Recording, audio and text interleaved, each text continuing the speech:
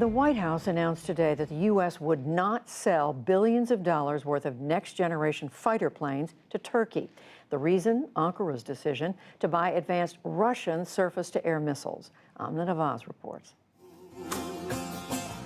Triumph in Turkey's capital last week for a president who had just secured a critical deal. A massive missile defense system, not from a NATO ally, but from the country that alliance was founded to counter, Russia. They told us, you can't buy them. You can't station them. It wouldn't be right to buy them. God willing, we'll finalize the process in April 2020. Now our goal is co-producing with Russia. We'll do this. We'll go even further. Planes carrying parts for the S-400 missile defense system began arriving in Turkey on Friday, part of a $2 billion deal. The S-400 can intercept ballistic missiles up to 38 miles away and shoot down aircraft up to 150 miles away. Aircraft like the U.S. F-35 fighter jet. 2 years ago, Turkey announced it would buy the S-400 system from Russia because the U.S. had stalled in selling Turkey the American system, called Patriot.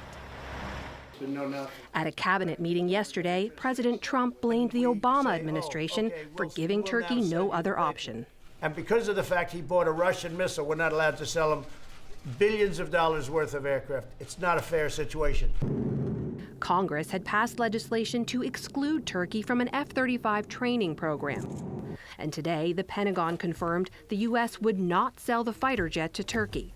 U.S. officials fear the Russian S-400 system could learn too much about the F-35's capabilities if both were in Turkish hands. Turkey cannot field a Russian intelligence collection platform in proximity to where the F-35 program makes, repairs, and houses the F-35. Now the decades-long relationship between the U.S. and Turkey, a NATO ally, has been dealt another blow.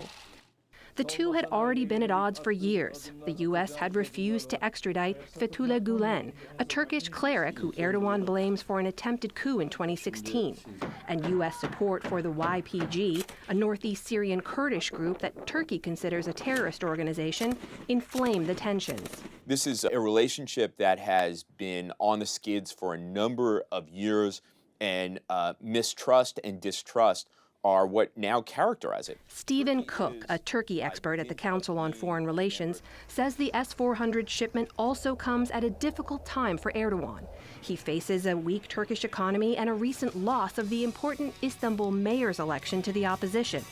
Erdogan's deal with Russia also puts at risk Turkey's credentials as a NATO member.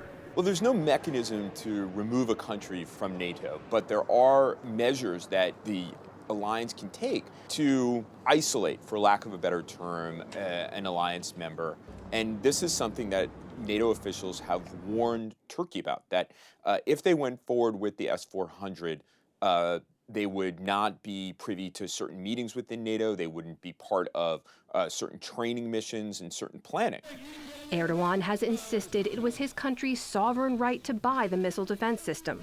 Cook says Erdogan is trying to assert his ability to stand alone. Turkish officials have been very, very clear that this purchase reflects Turkey's independence, that Turkey is capable of pursuing its own foreign policy, independent of the wishes of the United States and other great powers. So what kind of damage has been done to U.S.-Turkey relations and within the larger NATO alliance? To answer those questions and more, I'm joined by Admiral James Stavridis, the former Supreme Allied Commander, NATO's top military officer. He assumed that command in 2009 and retired in 2013. Admiral Stavridis, welcome back to the NewsHour. As you just heard, the U.S. has said to Turkey, back out of that S-400 deal or else. NATO officers have issued a similar sort of warning. Where does that leave Turkey? What happens now? I would say that on a scale, Amna, that kind of runs from both sides shrug, say, we were just kidding, this is no big deal. And at the other end of the spectrum, Turkey pulls out of NATO. Neither of those are going to happen. We're kind of in the middle. The next step in this is withholding their participation in the Joint Strike Fighter program. That's a big deal for President Erdogan. I think it will cause him to hit pause and consider whether there is some way we can map out a compromise between these very difficult positions. Can any of these steps, though, pressure from NATO, the U.S. sanctions, anything else, would any of those potentially force Erdogan to back out of that deal? I think it's highly unlikely. I've met with now President Erdogan. He was Prime Minister Erdogan while I was the NATO commander. I met with him. I know very well the Minister of Defense, who at the time was the Chief of Defense, the senior military officer, General Halusi. He's now the Chief of Defense. They are very dug in at this point.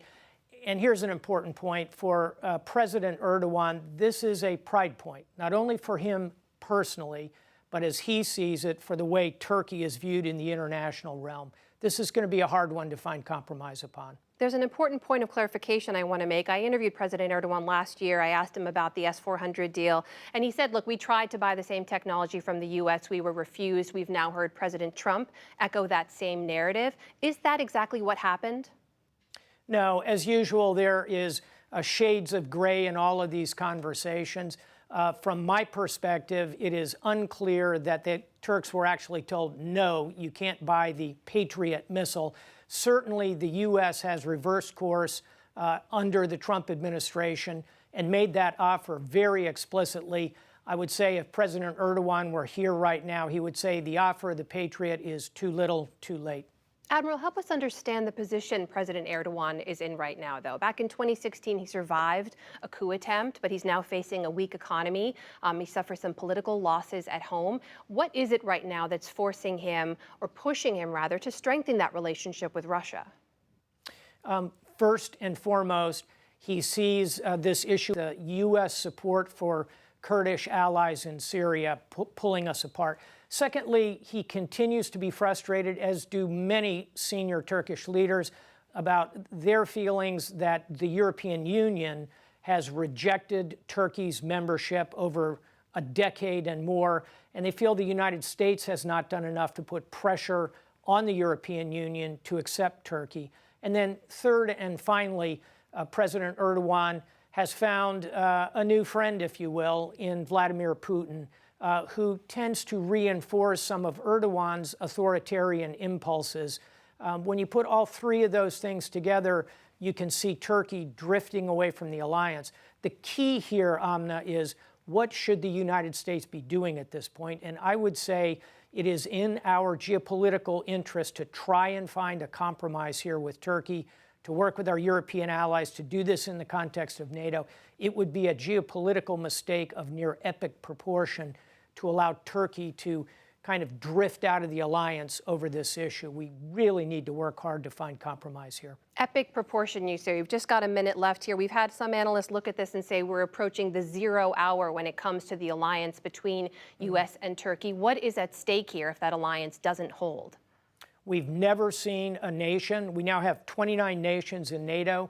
We've never seen a nation pull out of NATO. It would fundamentally weaken the alliance. And secondly, Turkey is an important, growing state. By mid-century, Turkey will have a larger population than Russia does.